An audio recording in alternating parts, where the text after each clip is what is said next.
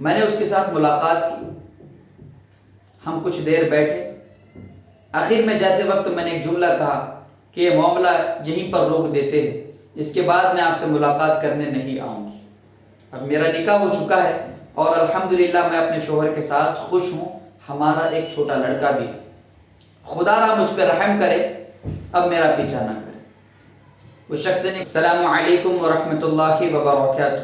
محترم و مکرم دوستوں اور پردہ نشین ماں اور بہنیں، آج کل کی میری بہنیں اور بیٹیاں یہ سمجھتی ہے کہ انہیں سب سے زیادہ محبت کرنے والا شخص اگر کوئی ملتا ہے تو وہ جو انہیں واٹس ایپ پہ میسیجز کر کے کہتا ہے کہ میں آپ کے لیے جان دے سکتا ہوں، میں آپ کے لیے دنیا کی ہر خوشی آپ کے قدموں میں لا کر دے سکتا ہوں، میں آپ کے لیے سب کچھ کر سکتا ہوں، یہ 2 دن کا پیار اس کے بہکاوے میں آ کر وہ اس طرح سے گمراہ اور برباد ہو جاتی ہے کہ اپنے ماں باپ کے بارے میں رتی برابر بھی نہیں سوچتی۔ یقیناً آپ کے ماں باپ نے آپ کو فریڈم دے رکھی ہے کہ آپ جائیے، کالج میں پڑھیے، اپنا نام روشن کیجیے، اپنے قوم کے کسی کام آ جائیے، لیکن آپ اپنے ماں باپ کا نام روشن کرنے کے بجائے ان کا نام ڈبو کر آ رہی ہو۔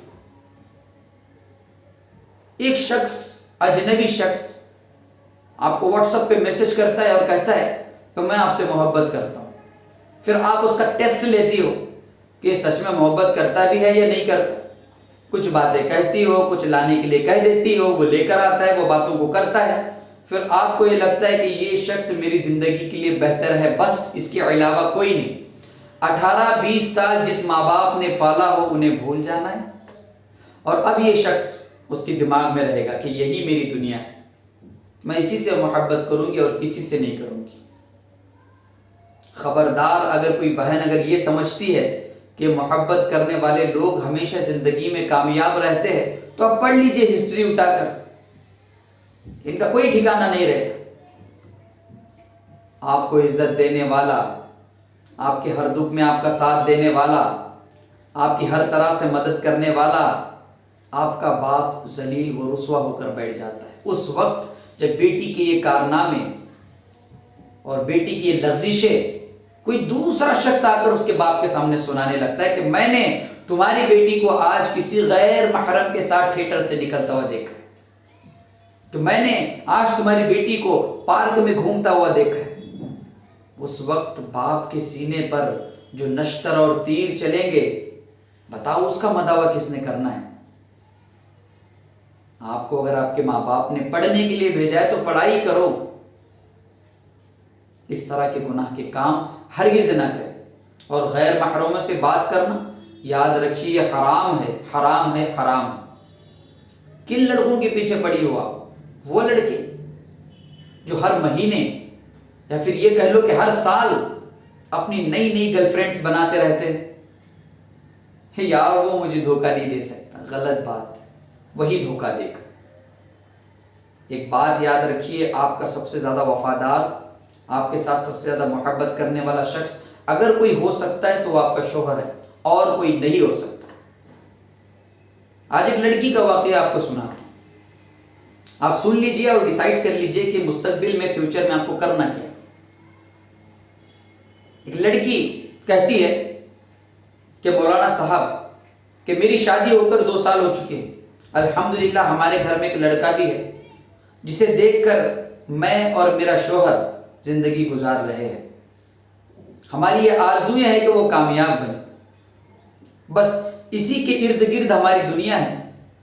اور انہی دنوں کے درمیان مجھے ایک میسج آتا ہے جو کہ میرے ایک ماضی کا گناہ کا تھا۔ واقعہ مکمل سن لیجیے۔ وہ لڑکی کہتی ہے کہ میں نے ماضی میں ایک غلطی کی تھی، جس غلطی کو میں نے معمولی سمجھا تھا وہ غلطی آج میرا سردرد بنی ہوئی ہے۔ وہ غلطی کیا ہے؟ ماضی میں نے ایک شخص سے محبت کی تھی جب میں کالج میں پڑھنے کے لیے تھی، اور ہم موویز دیکھنے جاتے تھے، پارک میں گھومتے تھے، اور ہم نے خوب اپنی لائف انجوائے کی تھی۔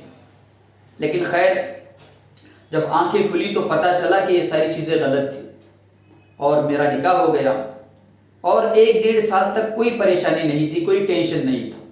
اچانک سے جب اس کا میسج آتا ہے تو میں اس کے میسج کو دیکھ کر حیران رہ جاتی ہوں، اور یہ شخص مجھے کہنے لگتا ہے کہ تم مجھے ملنے آؤ، تم سے ملاقات کرنی ہے آخری مرتبہ۔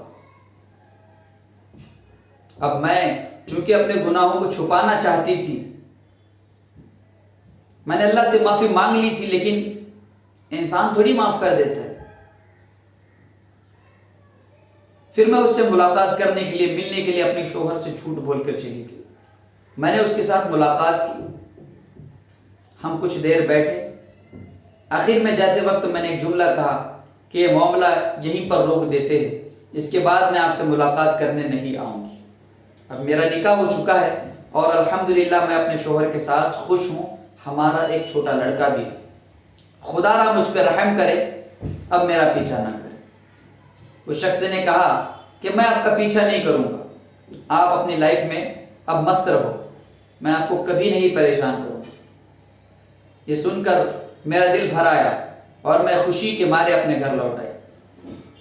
مسکراتی رہی، ماضی کے گناہ بھی مجھے یاد آتے رہے، میں زارو قدار اللہ سے رو کر معافی مانگتی رہی کہ اللہ رب العزت، ساری زندگی میں نے نافرمانی کی ہے، مجھے معاف کر دے۔ یہ کہہ کر اس نے دعا مانگ کر چہرے پہ اپنے ہاتھ ہی پھیرے تھے، پھر سے ایک میسج آتا اور وہ لڑکا کہتا ہے کہ مجھے تمہاری یاد آ رہی ہے، بس ایک آخری مرتبہ آنے والے سنڈے کو میرے ساتھ ملاقات کر لینا، بس ایک آخری مرتبہ آنے والے سنڈے میں مجھ سے ملاقات کر لینا۔ یہ لڑکی رپلائی میں کہتی ہے کہ ابھی تو آپ نے کہا تھا کہ ہم نہیں ملنے والے ہیں اور نہیں ملیں گے۔ تو شخص نے کہا کہ اگر تم ملنے نہیں آؤ گی تو میں اپنے پرانے فوٹوز جو آپ کے ساتھ ہیں آپ کے شوہر کو فارورڈ کر دوں۔